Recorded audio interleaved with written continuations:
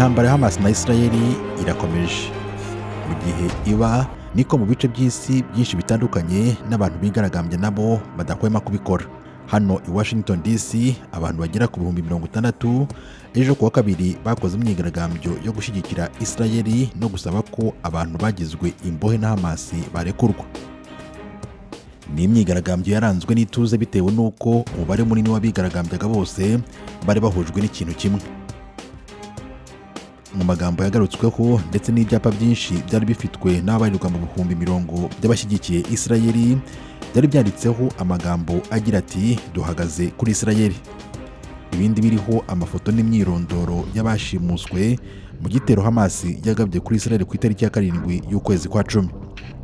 Iyi myigaragambyo yitabiriwe n'abantu bari baturutse mu bice bitandukanye bya hano muri Amerika.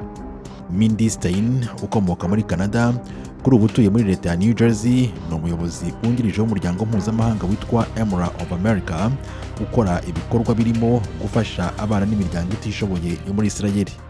This is about crimes against humanity. Gushimuta abana, imiryango ifite impinja, ni ibyaha byerekeranye no kwibasira inyokomuntu, yongeraho no gufata abagore ku ngufu. Ntabwo dushaka ko abanyapalestina bapfa, ntabwo ariyo ntego, ahubwo ikigamijwe no kubarinda, kandi n'ibyo Israeli igerageza gukora.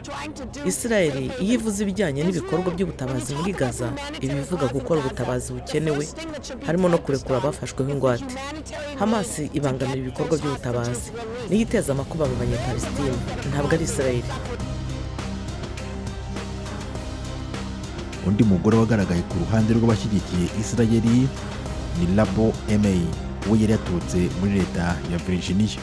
I'm here with a small group of supporters who are here. Ndi hano no mu rwi muto w'abantu twazananye kugira ngo dushigikire abayahudi mu buryo butandukanye kubera ko ububabare bwose buterwa n'inkuru y'ikinyoma ihakana ubwoko bw'abayahudi, amateka yacu n'uburenganzira bwacu bwo kwihitiramwo no kugira ubwigenge ku mateka yacu ya kera n'ay'ubu.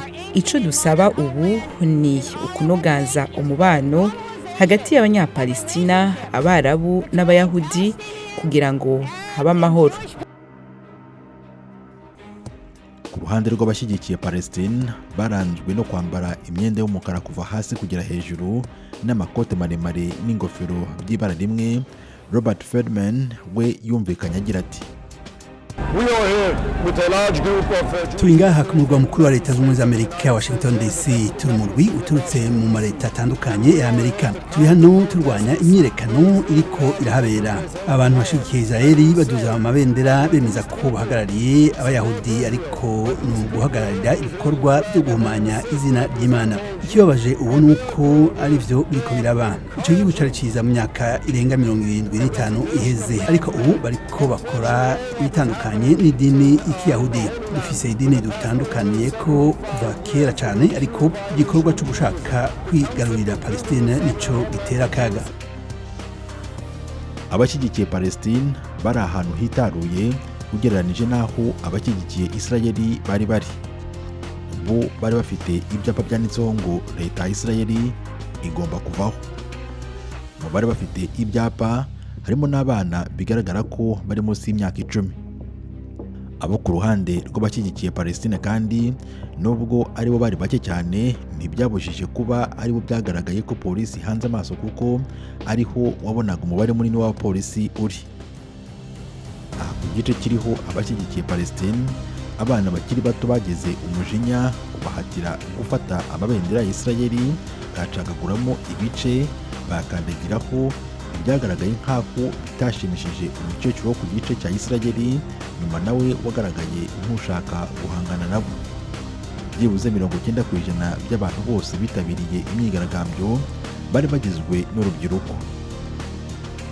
Abenshi muri bo baturutse mu bigo by'amashuri kandi bakavuga ko bafite inkomoko muri Israeli.